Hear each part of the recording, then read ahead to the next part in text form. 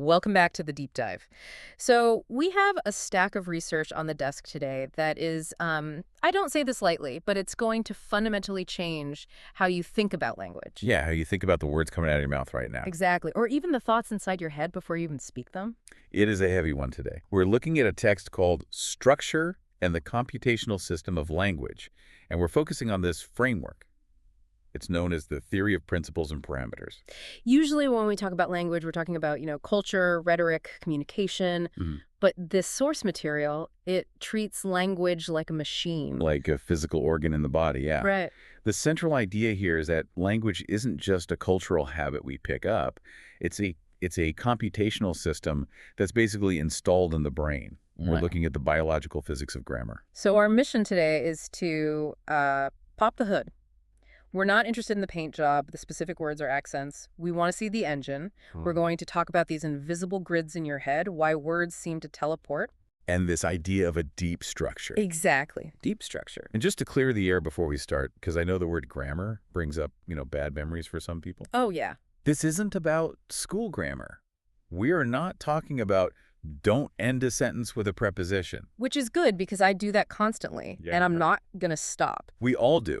That's just etiquette. What we're talking about is the hardwired blueprint. The source argues that you don't really learn these rules of structure. You're born with the kind of operating system that builds them for you. That is such a cool concept. It's like we have a supercomputer pre-installed, and we just need to, flip a few switches to tell it if we're speaking English or Japanese. That's the core idea.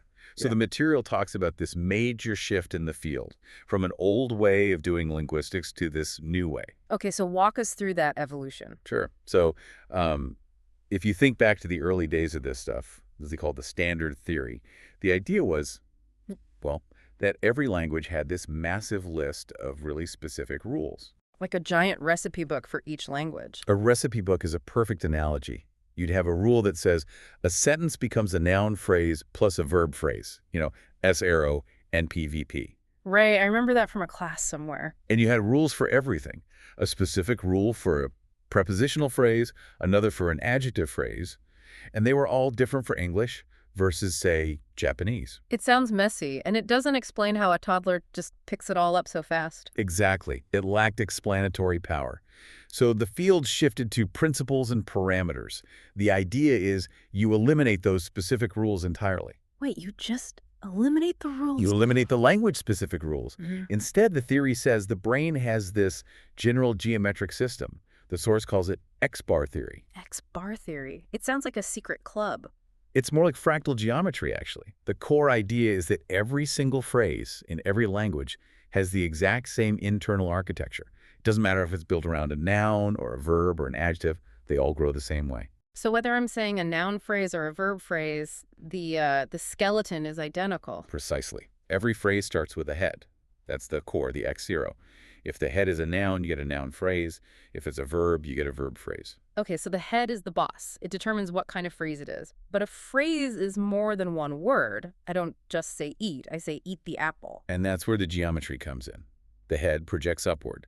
It combines with a complement. That's usually the object, kind of its sister. So in eat the apple, eat is the head. The apple is the complement. And together they form a little unit. They form the X-bar level. But you're not done. That whole chunk combines with a specifier to close off the phrase at the top. We call that the maximal projection, or XP. So it's a hierarchy. Head and complement are close siblings at the bottom. The specifier is like the slightly more distant cousin upstairs. That's a great way to put it. The specifier often acts as the anchor. In Right. a full sentence, that's where the subject usually goes. And then you can, glue on optional adjuncts. But the main takeaway is that these are relational positions. You can't just stick words anywhere. They have to slot into the specific grid, specifier, head, complement. Mm-hmm. So we have this rigid skeleton, but the text makes a big deal about distinguishing between the meat of the sentence and the glue, lexical versus functional categories. This is a crucial distinction, yeah. Lexical categories are the words with substance. Noun, verb, adjective, cat, run, blue. Things you can basically draw a picture of. Right. And the functional categories, Right. that's the grammatical machinery. Things like inflection tense or complementizers, determiners. This sort of makes a really cool point here. These functional items have selectional properties. They're the managers. So a functional word is like a bouncer at a club. It decides who gets to come in next. Exactly. Inflection selects a verb phrase. A determiner selects a noun phrase. They build the scaffolding. And this leads to a huge upgrade in how we map a sentence. We used to just label a sentence with a big S. Right. But the source says S is gone. It's too simple. The full clause structure is way more layered. At the very top, you have the CP, the complementizer phrase. Headed by words like that or if. Yes. The CP is the outer shell. It tells you if it's a statement or question. And inside that shell, you have the IP, the inflection phrase. This is the engine room, headed by I for inflection or tense. So it's like Russian nesting dolls. The CP holds the IP and the IP holds the VP, the verb phrase. You got it. CP holds IP holds VP. It's strictly hierarchical. But here's where it gets really interesting and, frankly, a bit counterintuitive. The text brings up something called the DP hypothesis. Okay, I loved this part because it just flips everything on its head. We always talk about noun phrases, NPs, like in the big book, we assume book is the most important part. Of course. It's the thing you're talking about. You'd think the leads is just a little modifier. But the source suggests that what we call noun phrases, they might actually be determiner phrases, DPs. So the is the boss. Yes. Just like the whole sentence is headed by inflection, which is a grammar word, the object is headed by the determiner, the. The noun book is just the complement of the. That is wild. So book is just living in the these world. It creates this beautiful symmetry. Functional heads are always on top. Lexical content is always underneath. It means the structure of a sentence and the structure of an object are, well, mathematically identical. Okay, so we've got this blueprint, this grid, but the source is very clear about one thing. Words don't just stay in their boxes. No, they move. They move. This is the concept of move alpha. It's the general rule that allows elements to travel from their original spot on the grid to a new position. And why do they move? Are they just restless? Usually they move because they need something. Let's take a concrete example from the text, head movement in questions. Right. Like if you want to turn John has met Bill into a question, you don't just, raise your voice at the end. You move the verb. You say, has John met Bill? Precisely. Has started down inside the IP next to met. But to make a question, it needs to get to the outer shell, to the C position. So it literally climbs the ladder. V moves to I, and then the whole I complex moves to C. So it's actual physical movement within the brain's representation of the sentence? It is, and it's not just verbs. We also have we movement. That's for question words like who or what. Who did John meet? Okay, now think about the logic there. Who is the person being met? At the deep level, the level of pure meaning, who is the object of meet? It belongs right next to the verb. Right. John met Bill becomes John met who? But in English, we can't say that. We have to move who to the very front of the sentence. It teleports to the specifier CP. And this is the part that I think is just the most mind-bending piece. When it moves, it leaves something behind. A trace, marked with a little dollar. The brain doesn't just erase the original spot. It keeps a placeholder there. So the mental representation is actually, who did John meet? And that trace is silent. I don't pronounce it. You don't pronounce it, but it's psychologically real. It has to be. Yeah. That trace is how we know who is the object. The brain connects the word who at the start with the trace at the end to figure out the meaning. It's like an invisible wire. So when I hear a sentence, my brain is unconsciously parsing these invisible ghosts of words to figure out who did what to whom. That's the job of the computational system. It's incredible. And that brings us to the why. Why this complex system? Why not just say John met who? The text says it's driven by two main forces, theta roles and case. Theta roles. Thematic roles, right? Agent, patient, theme. Yes. Think of the theta role as the casting call for a play. The verb love needs a lover, the agent, and a beloved, the theme. This is theta marking.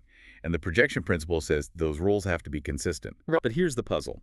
The text distinguishes between A positions and A bar positions. This got a bit technical. A position is for argument, right? Correct. An A position is a slot for a core player, a subject or an object. An A-bar position is for other things, like those question words that move to the edge. Okay, but sometimes a noun is in a position where it has a role, but it needs something else. It needs case. Exactly. Think of case as a visa.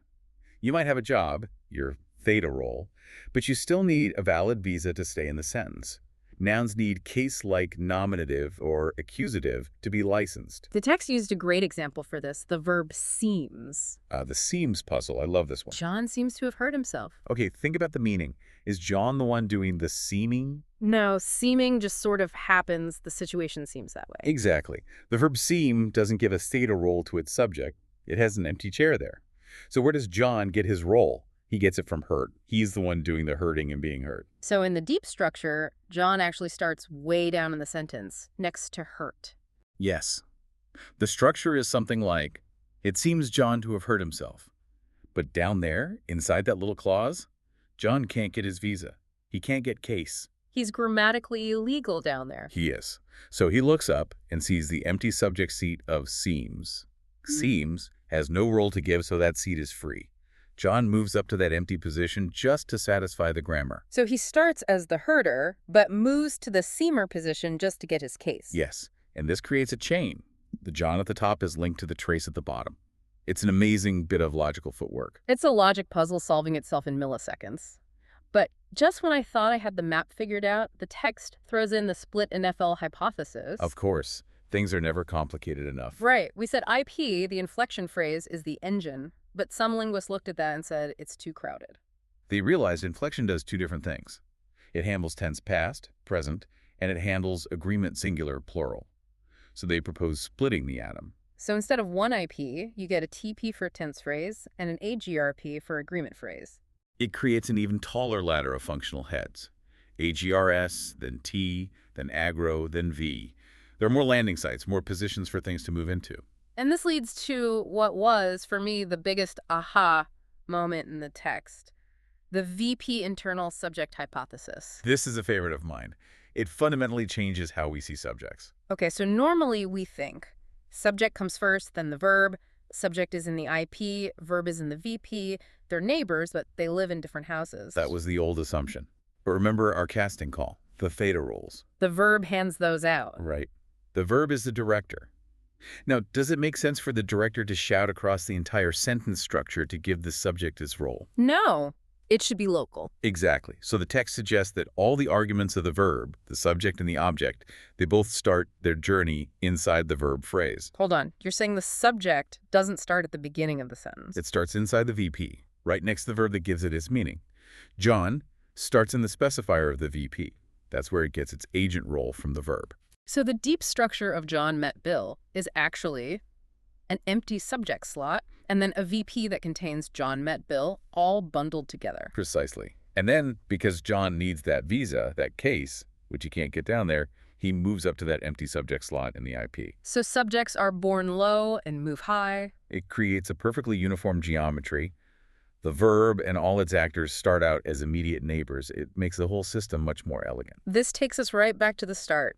We aren't learning these rules, we are computing them. We are running derivations. Every time you speak, you are taking a deep structure, applying move alpha, leaving traces, checking case, and then outputting a string of sounds. So let's zoom out. We've gone from a simple list of words to this multi-layered 3D structure. You've got deep structure for meaning, surface structure for what we say, and all these invisible operations connecting them. And remember, you, the listener, you are doing this instantly, without thinking. You are walking around with a supercomputer in your head performing these derivations constantly. It really puts the deep in deep dive, makes you realize that language isn't something we invented, it's something we are. It's biology. Absolutely. And here's a thought from the source that I found particularly provocative to leave you with. Lay it on us. The text mentions that deep structure and logical form, the level of pure meaning, it might vary very, very little between languages. The big differences, like whether a language is verb final or verb medial, that's mostly in the phonetic mapping. So the surface looks different. Japanese sounds different from English. The words are in a different order. But the internal computation, the deep, deep geometry, it might be invariant. So does that mean we all fundamentally think in the exact same structural language, regardless of what we actually speak? It's a serious hypothesis. Yeah. We might all be speaking human on the inside, using the exact same machinery and just translating it differently for the outside world. That is something I'm going to be thinking about all week. It suggests a shared humanity at the level of the brain itself. Thank you so much for walking us through the machinery of the mind. My pleasure. It's always fun to look at the blueprints. And thank you to everyone listening. Keep thinking, keep diving, and we'll see you next time on The Deep Dive.